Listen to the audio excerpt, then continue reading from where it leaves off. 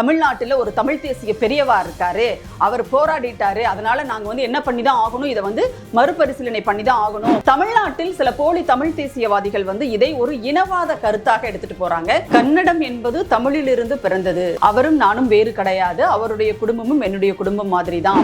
துக்ளக் மரமண்டைங்க என்ன பண்ணுதுன்னா அவங்களுடைய நிகழ்ச்சியில் அதையும் சேர்த்து பாடிட்டு அலையுதுங்க. கர்நாடகாவில் இருக்கின்ற பாஜகவிற்கும் தமிழ்நாட்டில் இருக்கின்ற பாஜகவிற்கும் இந்த பாஜகவிற்கு 2 மாநிலங்களிலும் உடைப்பை ஏற்படுத்திற மட்டமை. அனைவருக்கும் வணக்கம்.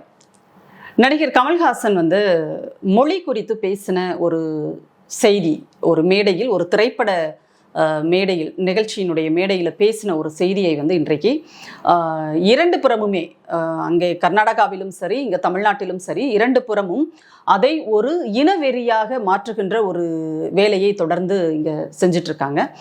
அவர் பேசினது வந்து கன்னடம் என்பது தமிழிலிருந்து பிறந்தது அப்படின்னு அவர் சொல்லியிருக்கிறாரு. தமிழ்தான் வந்து அனைத்து மொழிகளுக்கும் தாய், அதாவது இங்கே திராவிட மொழிகளுக்கான தாய்.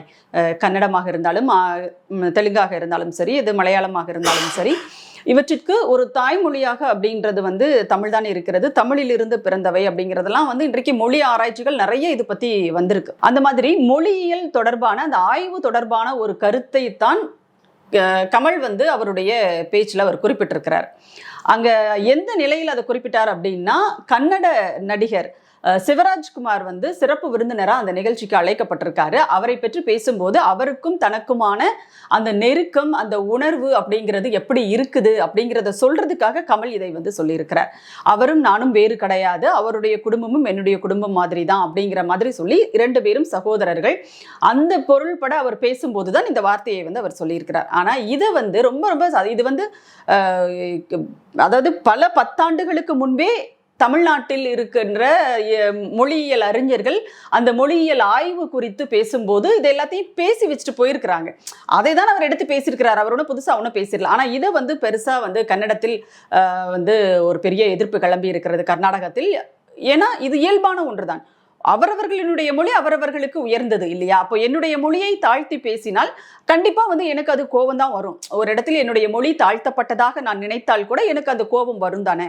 அப்படி ஒரு கோபம் தான் வந்து இன்றைக்கு கன்னட மொழி குறித்து பேசிய ஒரு விஷயத்தை வைத்து கர்நாடகத்துல நடந்துகிட்டு இருக்கு. ஆனா இதுல என்ன ஒரு பிரச்சனைன்னா, கர்நாடகாவில் எப்படி வந்து ஒரு அடிக்கடி வந்து அங்கே ஒரு இன ரீதியான குழுக்கள் வந்து நிறைய இருக்குது. அது இனவாதம் பேசுகின்ற குழுக்கள் அப்படின்றது எல்லா இடங்களிலும் இருக்கிறது. எல்லா மாநிலங்களிலும் அந்த இனவாதம் பேசுகின்ற குழுக்கள் இருக்கிறது. அதே மாதிரி தமிழ்நாட்டில் சில போலி தமிழ் தேசியவாதிகள் வந்து இதை ஒரு இனவாத கருத்தாக எடுத்துட்டு போறாங்க.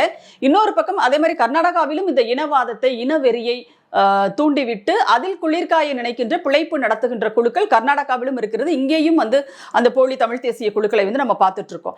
ஆனா அதை தாண்டி இதை வந்து மொழி பிரச்சனை அப்படிங்கிறத தாண்டி இன்னொரு கட்டத்துக்கு இங்க தமிழ்நாட்டில் இருக்கின்ற சில தமிழ் தேசியம் பேசுகின்ற போலி தமிழ் தேசியவாதிகள் கூட அவரை சொல்லக்கூடாது, அவங்க பேசுறது தமிழ் தேசியமே கிடையாது, அப்புறம் தானே நீங்க அது போலி தமிழ் தேசியமா உண்மையான தமிழ் தேசியமானு சொல்லலாம் அப்படின்னு சொல்லிட்டு நம்மளுடைய தோழர் வாலாசா வல்லவன் அவர்கள் வந்து அடிக்கடி சொல்லுவார். அதனால அவங்களை அப்படி கூட நீங்க சொல்லக்கூடாதுன்னு சொல்லிட்டு, அப்போ தமிழ் தேசியம் என்ற பெயரால் இங்கே இயங்கி கொண்டிருக்கின்ற சில இந்த குழுக்கள் வந்து அதை வேறு ஒரு கட்டத்துக்கு நகர்த்திட்டு போறாங்க. எப்படின்னா, நீங்க இது வெறும் மொழி பிரச்சனை அப்படின்னா நீங்க மொழி சார்ந்துதான் நீங்க பேசணும். அதை நீங்க வந்து ஒரு தேர்தல் அரசியலை நோக்கி நீங்க வந்து கொண்டு வரக்கூடாது. அப்போ இது வந்து கமல் என்ற ஒரு நடிகர் பேசிய ஒரு பேச்சுனா நீங்க அதோட நின்றுக்கணும். ஆனா நீங்க எங்க வர்றீங்க அப்படின்னா, அவர் வந்து இன்றைக்கு திமுகவின் சார்பில், அதாவது நாடாளுமன்றத்தினுடைய மாநிலங்களவைக்கு தேர்ந்தெடுக்கப்பட இருக்கின்ற ஒரு உறுப்பினராக அவர் இருக்கிறார், வேட்பாளராக அவர் அறிவிக்கப்பட்டிருக்கிறார். அந்த இடத்துல இருந்து நீங்க போறீங்க.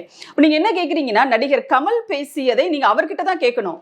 கமல், நீங்க இது குறித்து வந்து உங்களுடைய கருத்தை நீங்க சொல்லுங்க, நீங்க இதுல வந்து ஸ்ட்ராங்கா நிக்கிறீங்களா, நீங்க அவரை நோக்கி எழுப்ப வேண்டிய கேள்வியை இந்த கும்பல் என்ன பண்ணுது அப்படின்னா, நேரா வந்து தமிழ்நாட்டினுடைய முதலமைச்சர், திமுகவினுடைய தலைவர் தளபதி அவர்களை நோக்கி இவங்க வைக்கிறாங்க. அவர் சொல்லுவாரா, தமிழ்தான் வந்து உயர்ந்தது, கன்னடத்தை விட தமிழ்தான் உயர்ந்தது, தமிழ்தான் வந்து கன்னடத்திற்கு தாய்மொழி, அப்படி தாய் அப்படின்னு சொல்லிட்டு எல்லாம் வந்து முதலமைச்சர் சொல்லுவாரா, திமுக தலைவர் சொல்லுவாரான்னு சொல்லிட்டு அவரை நோக்கி இந்த கேள்வியை நீங்கள் திருப்பும் போதே தெரியுது நீங்க என்ன நோக்கத்துக்காக இதெல்லாம் வந்து பரப்பிட்டு இருக்கீங்க அப்படின்னு சொல்லிட்டு. அதாவது மொழி பிரச்சனையை பொறுத்தவரை திராவிட இயக்கம், அதிலிருந்து திமுக அப்படிங்கிற இந்த அமைப்பானது மிக தெளிவாக தன்னுடைய கொள்கையை, தன்னுடைய நிலைப்பாட்டை இன்னைக்கு வரைக்கும் அப்படியே வந்து முன்னெடுத்துக்கிட்டு வர்றதை நம்ம பார்க்கிறோம். இந்தி திணிப்பை எதிர்த்து அன்றைக்கு இருந்து அதே போராட்டம், அதே மாதிரியான ஒரு உணர்வு அலைகளை இன்றைக்கு வரை திராவிட முன்னேற்ற கழகம் கடத்தி கொண்டே வருகிறது மக்கள் கிட்ட அப்படிங்கிறதையும் நம்ம பார்க்கிறோம்.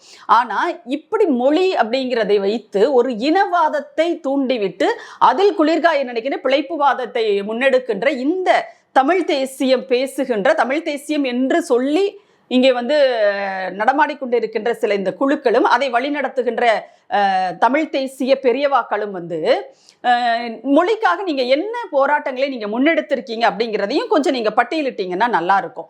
அதாவது சமஸ்கிருதத்திற்கு பல்லாயிரம் கோடிகளை, பல நூறு கோடிகளை கொட்டி கொடுக்கின்ற ஒன்றிய பாஜக அரசு தமிழ் மொழிக்கு என்ன நிதியை ஒதுக்கி இருக்கிறது அப்படிங்கிறது குறித்து எல்லாரும் பேசுறாங்க இன்னைக்கு. ஆனால் இந்த பெரியவாக்கள், தமிழ் தேசிய பெரியவாக்கள் இதை எதிர்த்து, ஒன்றிய பாஜக அரசை எதிர்த்து ஏதாவது ஒரு போராட்டம் நீங்க வந்து தமிழ்நாட்டுல தெருவில் இறங்கி மக்களை திரட்டி நீங்கள் போராடி இருக்கிறீர்களா?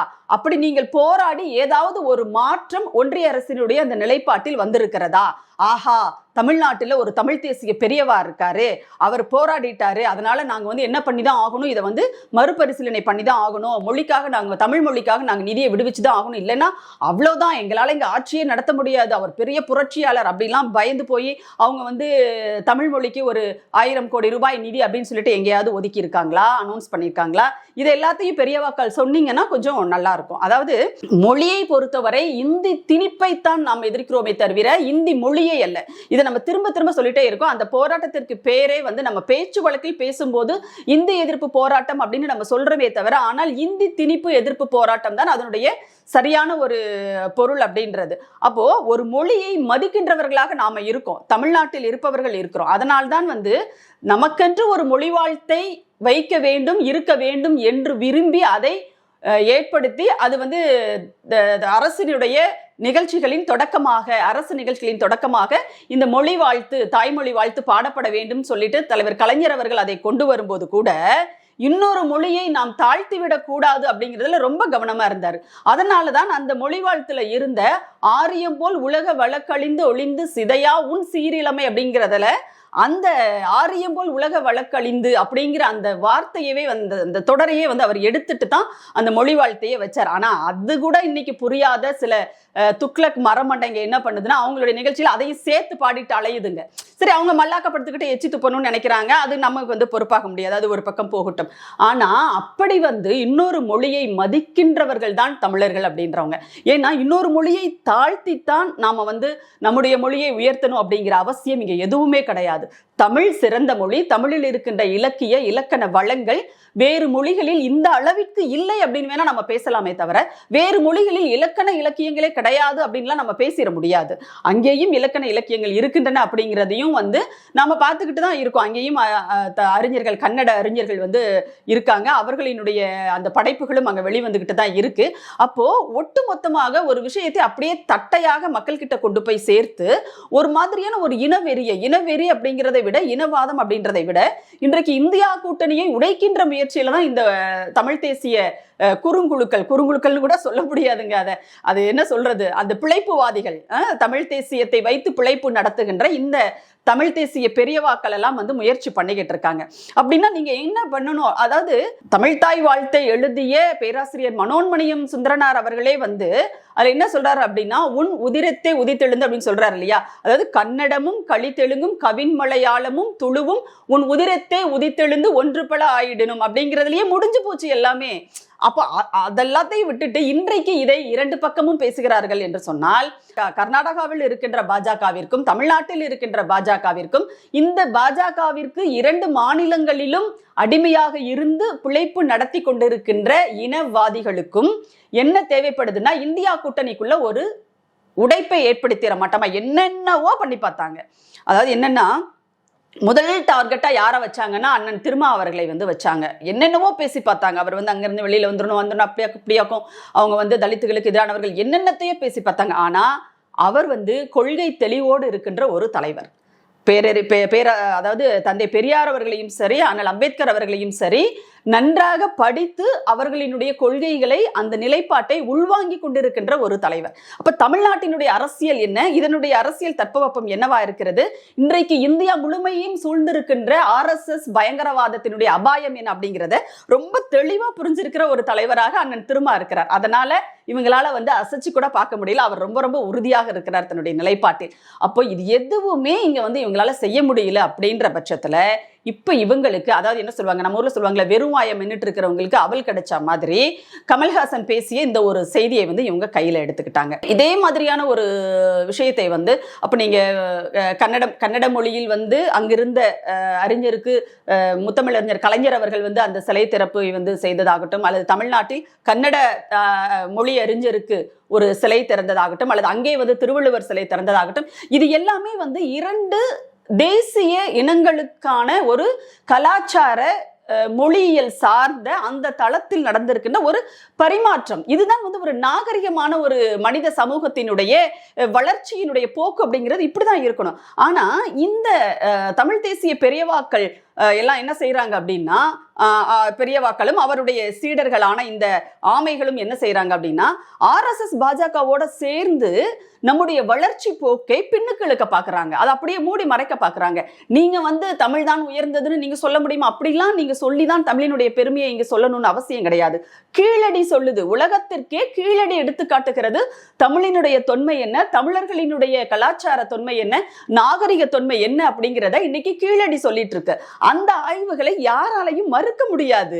நீங்க கன்னடத்துல உண்மையிலேயே கன்னட மொழியை நேசிக்கின்ற கன்னட அறிஞர்கள் இருக்காங்க இல்லையா, மொழி அறிஞர்கள் இருக்காங்களா, அவர்கள் இது கீழடி ஆய்வை ஒரு நாளும் அவர்களால் மறுக்க முடியாதுன்னு எந்த அறிஞர்களாலும் இதை மறுக்கவே முடியாது. நீங்க இரும்பின் காலம் இங்க தமிழ்நாட்டில் தொடங்கி இருக்கிறது அப்படிங்கிறத அறிவியல் பூர்வமாக நிரூபித்து அதை தமிழ்நாட்டினுடைய முதலமைச்சர் டெக்ளேர் பண்றாரு.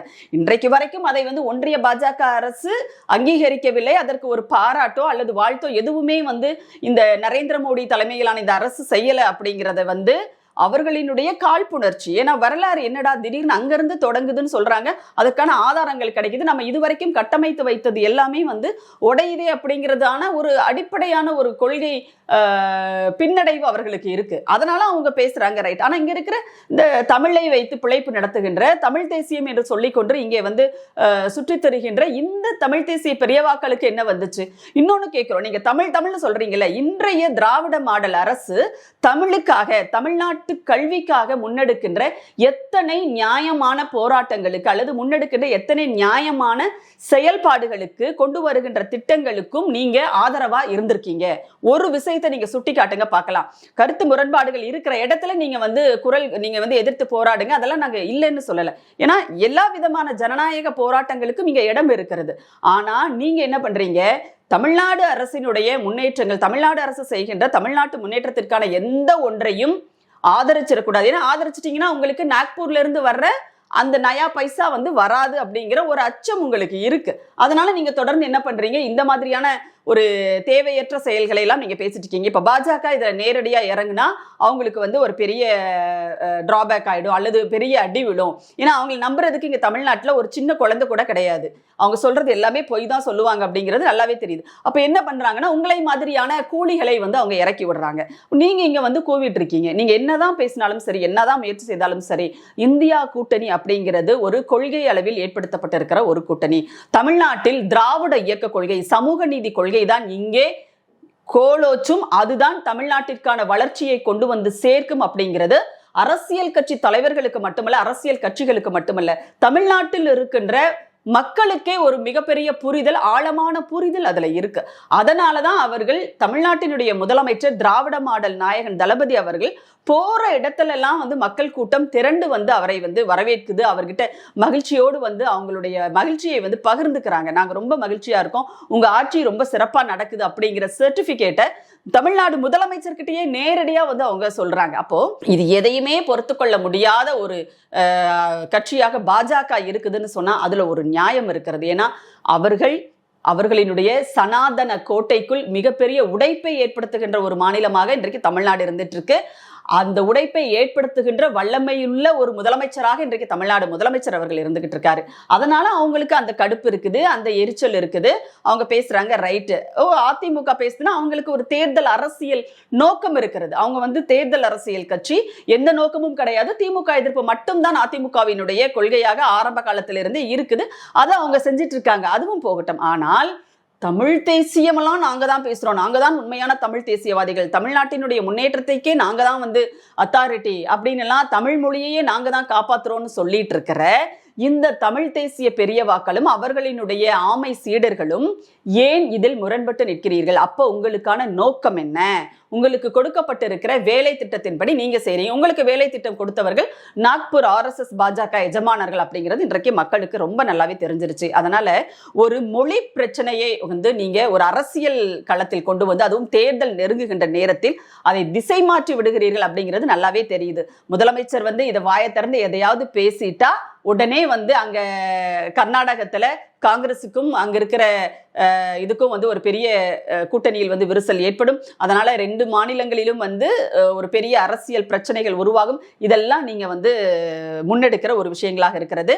அதே மாதிரி மற்றவர்கள் இங்க சொல்ற தமிழ் மொழி படங்கள் அங்க வெளியிடப்படாது, அதே மாதிரி இங்க கன்னட மொழி படங்களை வெளியிட நாங்க விடமாட்டோம்னு சொல்லிட்டு எல்லாம் சில கட்சிகளும் சில அமைப்புகளும் பேசிட்டு இருக்காங்க. அதெல்லாம் ரொம்ப ரொம்ப தவறான ஒரு விஷயம். எப்பொழுதுமே அந்த ஒரு போராட்ட களம் அப்படிங்கிறத நீங்க வேற இடத்துக்கு நகர்த்தும் போது அது வேறு மாதிரியான விளைவுகளை ஏற்படுத்தும். இதை நம்ம ஏற்கனவே நிறைய இழந்திருக்கோம். மறுபடியும் மக்களிடையே ஒரு பிரித்தாளுகின்ற வேலையை மதவாதிகள் செய்யறாங்க. ஆனா நாம அதை செய்யக்கூடாது. ஆனா இங்க இருக்கின்ற இனவாதிகள் அதை தான் செய்யறீங்க அப்படின்னா, அப்ப இந்த தமிழ் தேசிய பெரியவாக்களுக்கும் RSSனுடைய பெரியவாக்களுக்கும் என்ன வித்தியாசம் இருக்குது, என்ன வேறுபாடு இருக்கு அப்படிங்கிறத மக்கள் புரிஞ்சுக்கணும். எந்த ஒரு காரணத்திற்காகவும் யாரும் யாருடைய மொழியையும் விட்டு கொடுக்க வேண்டியது கிடையாது. அவரவர்கள் மொழி அவரவர்களுக்கு உயர்ந்தது. உயர்தனி செம்மொழி அப்படின்னு சொல்லிட்டு நம்முடைய தாய்மொழியை நாம சொல்றோம். அப்படித்தான் அந்த மொழியினுடைய தொன்மை இருக்கிறது அப்படிங்கிறத இன்றைக்கு தமிழ்நாட்டில் எங்கே தோண்டி எடுத்தாலும் கூட அதற்கான தரவுகள் அப்படிங்கிறது, அதற்கான சான்றுகள் அப்படிங்கிறதை இந்த தமிழ் மண் நமக்கு கொடுத்துக்கிட்டு இருக்கு. அப்போ இதை விட வேறு என்ன பெரிய சான்று வேணும் நமக்கு? அதனால நம்முடைய பெருமைகள் நமக்கானவை, அவர்களினுடைய பெருமைகள் அவர்களுக்கானவை. இதுதான் ஒரு உலகளாவிய ஒரு மனித நேயத்திற்கான ஒரு அடிப்படையாக இருக்க முடியும். அதனால்தான் தந்தை பெரியார் அவர்கள் சொன்னார், எனக்கு தேசாபிமானமும் கிடையாது, பாஷா அபிமானமும் கிடையாதுன்னு சொல்லிட்டு. ஆனா அவரை நீங்க தமிழுக்கு விரோதி, தமிழ் தேசியத்திற்கு விரோதிலாம் நீங்க பேசுனீங்க. ஆனால் உண்மையான ஒரு மனிதநேய வாதியாக தந்தை பெரியார் அவர்கள் தான் இருந்திருக்கிறார். அந்த வழியில் தான் இன்றைக்கு நாமெல்லாம் திராவிட இயக்கங்கள் பயணிச்சுக்கிட்டு இருக்கு. அதனால இந்த மொழியை வைத்து மீண்டும் ஒரு பிரச்சனையை கிளப்பலாமா, ஒரு அரசியலாக ஒரு இந்தியா கூட்டணியை உடைக்கின்ற ஒரு விஷயமாக செய்யலாமான்னு சொல்லிட்டு இந்த அடிமைகள் எல்லாம், அதாவது RSS அடிமைகள் எல்லாம் இங்க முயற்சி செஞ்சுட்டு இருக்காங்க. அது ஒரு நாளும் தமிழ்நாட்டில் நடக்காது அப்படிங்கிறதையும் அவங்க குறிச்சிக்கணும். கூடிய விரைவிலேயே நீங்கள் எல்லாம் இந்த என்ன சொல்றது அரசியல் களத்திலிருந்தே அப்புறப்படுத்தப்படுவீர்கள். ஏன்னா உங்களுக்கான அந்த டார்கெட் அப்படிங்கிறது ஏறத்தாழ இந்த பாஜக ஆட்சி முடிவுக்கு வர்றதுக்குள்ளேயே உங்களுக்கான அந்த டார்கெட் சேர்ந்துரும். ஏன்னா எத்தனை வர வேண்டும், எவ்வளவு பெட்டிகள் வர வேண்டும், இதெல்லாமே உங்களுக்கான டார்கெட் அச்சீவ் பண்ணிடுவீங்க நீங்க. அதுக்கப்புறம் உங்களுக்கு அங்க ஒண்ணுமே கிடையாது. ஏன்னா அங்க பாஜக அகற்றப்படும் போது இயல்பாகவே அந்த ஒட்டுண்ணிகளும் செத்து விழுந்துரும் அப்படிங்கிறது தானே. அதை ஒட்டி உறிஞ்சி வாழுகின்ற அந்த ஒட்டுண்ணிகளும் அங்க செத்து போயிடும் அப்படிங்கிறது. அப்ப இதுதான் நடக்க போற உண்மை. இதை ஊதி பெரிதாக்குகின்றவர்கள் கொஞ்சம் யோசிச்சு பேசணும்.